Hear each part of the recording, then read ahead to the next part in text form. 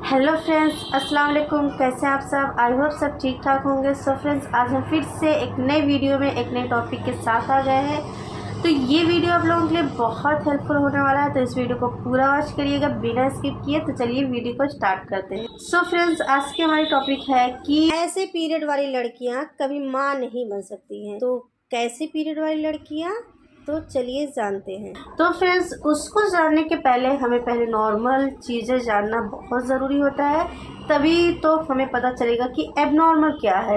पहले नॉर्मल चीज़ें जानेंगे, फिर जानेंगे एबनॉर्मल चीज़ें। तो चलिए सबसे पहले जानते हैं नॉर्मल क्या है। तो नॉर्मल पीरियड साइकिल क्या होता है फ्रेंड्स? नॉर्मल पीरियड साइकिल होता है कि जो हर महीने रेगुलर पीरियड आता है लड़कियों को, महिलाओं को। जैसे एवरेज डेज इसका 28 दिन का माना गया है, लेकिन 28 दिन का आ सकता है, 25 दिन का आ सकता है, 30 दिन का आ सकता है। तो नॉर्मल माना गया है कि 21 दिन से 35 दिन के बीच में जितने भी पीरियड साइकिल होते हैं वो नॉर्मल होते हैं। ये हर महीना आता है और हर महीना यूट्रस का इनर लेयर जो होता है वो बनता है, परत, मोटी परत बनती है। अगर रिलेशन बनता है वहाँ पर स्पर्म चला जाता है तो वहाँ पर बच्चे का फॉर्मेशन होता है, और अगर बच्चे का फॉर्मेशन नहीं हो पाता है तो वो चीज़ हर महीने टूटकर, डिस्ट्रॉय होकर ब्लीडिंग के रूप में, पीरियड के रूप में बाहर आ जाता है। तो यही प्रोसेस हर बार होता है, हर मंथ होता है। तो ये तो नॉर्मल पीरियड साइकिल। अब जानते हैं एबनॉर्मल पीरियड साइकिल क्या होती है। एबनॉर्मल पीरियड साइकिल जो होती है, एक होता है अनओवुलेटरी पीरियड साइकिल। तो वो क्या होता है? वो फ्रेंड्स होता है कि अनओवुलेटरी पीरियड साइकिल, इसमें ओवुलेशन नहीं होता है।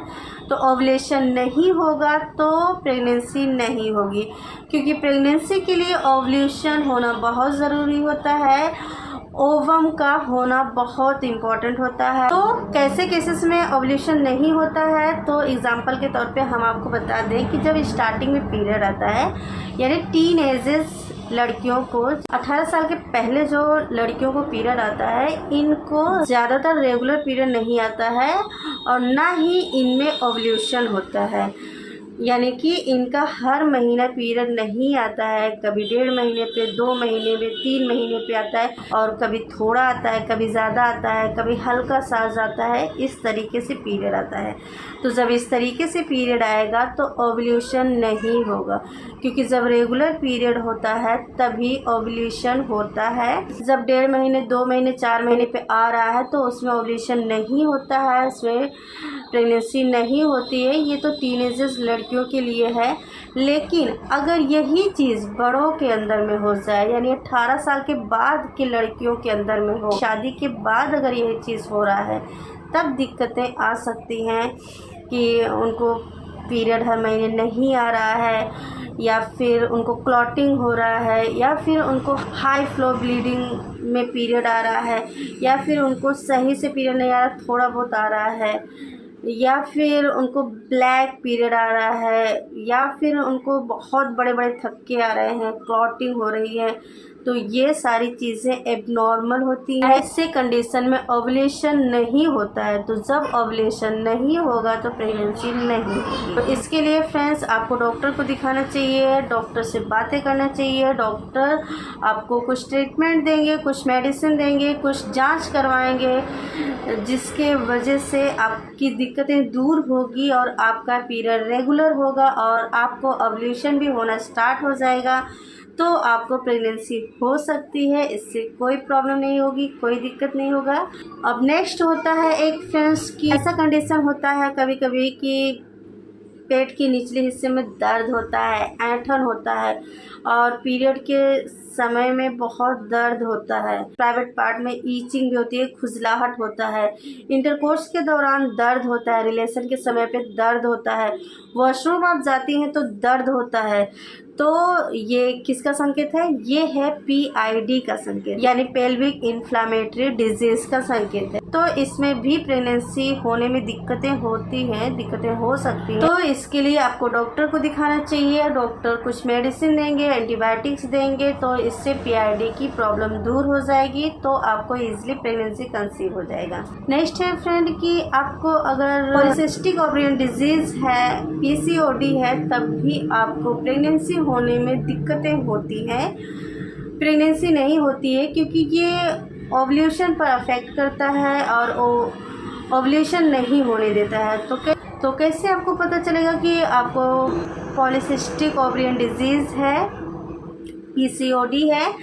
तो आपको फ्रेंड्स की बड़े बड़े हेयर्स आपको महसूस होंगे आपके फेस पे, जैसे लाइक मेल की तरह, आदमियों की तरह मोटे मोटे हेयर्स चेहरे पे आना स्टार्ट होंगे। हाथों में हल्के हल्के बाल होते हैं ना, तो वो मोटे होने लगते हैं।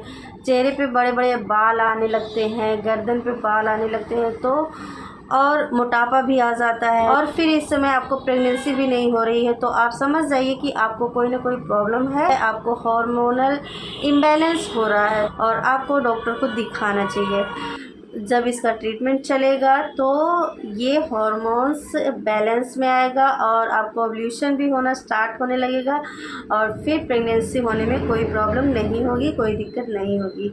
नेक्स्ट है फ्रेंड कि आपको थायराइड अगर है तो थायराइड में भी पीरियड में और ओव्यूलेशन में प्रॉब्लम आ सकती है। पीरियड और ओव्यूलेशन को अफेक्ट कर सकता है ये, क्योंकि इससे थायराइड हार्मोन जो होता है वो जब इंक्रीज़ हो जाता है तो एस्ट्रोजन प्रोजेस्टेरॉन हार्मोन्स को अफेक्ट करता है, जिसकी वजह से ओव्यूलेशन और पीरियड के समय में दिक्कतें हो सकती हैं।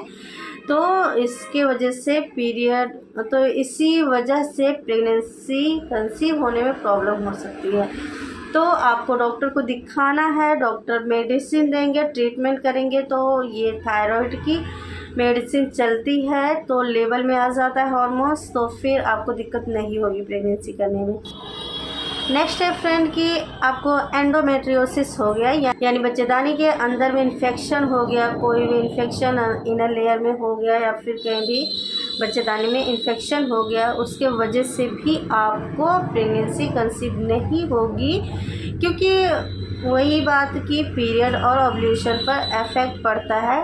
तो कैसे आपको पता चलेगा? आपको इंटरकोर्स के दौरान दर्द होगा, यानी रिलेशन के समय में आपको दर्द होगा, और फिर आपको वॉशरूम जाएंगी आप, तब भी आपको दर्द होगा, पेन होगा, और पीरियड के समय में भी आपको सीवियर पेन होगा, यानी बर्दाश्त न करने वाला दर्द होगा। तो आप जान जाइए कि अंदर में कोई ना कोई प्रॉब्लम चल रही है और आपको प्रेगनेंसी इसी वजह से कंसीव नहीं हो पा रही है। तो आपको डॉक्टर को दिखाना चाहिए, आपके डॉक्टर ट्रीटमेंट करेंगे और सब ठीक होगा, फिर आपको प्रेगनेंसी कंसीव होगी। नेक्स्ट है फ्रेंड कि एक होता है एमेनोरिया। एमेनोरिया यानी एब्सेंस ऑफ ब्लीडिंग, पीरियड नहीं आएगा इसमें, तो प्राइमरी एमेनोरिया होता है।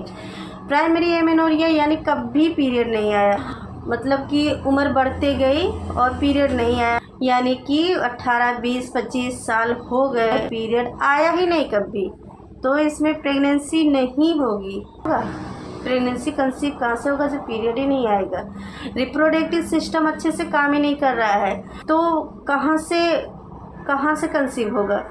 तो इसको डॉक्टर को दिखाना चाहिए, ट्रीटमेंट चलेगा और फिर पीरियड आना स्टार्ट होगा, पीरियड रेगुलर होगा, तो फिर प्रेगनेंसी कंसीव हो सकती है और बच्चे का फॉर्मेशन हो सकता है।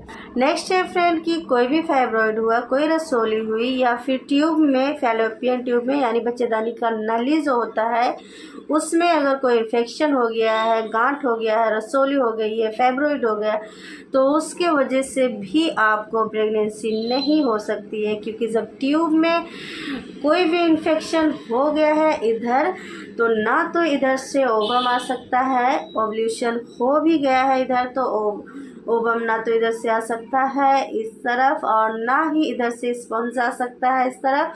तो जब ओवम और स्पर्म मिलेंगे नहीं तो फर्टिलाइजेशन नहीं होगा, तो फिर प्रेगनेंसी आपको नहीं हो पाएगी। नेक्स्ट है फ्रेंड कि ओव्यूलेशन डिसऑर्डर हो सकता है आपको, अगर ओवम का क्वालिटी अच्छा नहीं है, ओवम अच्छे से मैच्योर नहीं हो रहा है, तब भी आपको प्रेगनेंसी नहीं हो सकती है। तो इसके लिए आपको डॉक्टर को दिखाना चाहिए। आपके डॉक्टर ट्रीटमेंट करेंगे, मेडिसिन देंगे, जिससे आपका ओवम मैच्योर होगा, ओवम फटेगा भी और ओवम की क्वालिटी भी अच्छी होगी, जिसके वजह से आपको प्रेगनेंसी ईज़िली कंसीव होगा और आपके घर खुशियाँ आ सकेंगी। तो फ्रेंड्स, आई होप आपको ये वीडियो अच्छे से समझ आ गया हो। मेरा डराने का बिल्कुल भी मकसद नहीं है, मेरा काम है कि आप लोगों को अवेयरनेस करें। तो प्लीज़ इस वीडियो को लाइक करें और चैनल को सब्सक्राइब करें। तो मिलते हैं नेक्स्ट वीडियो में, तब तक के लिए अल्लाह हाफिज़, टेक केयर।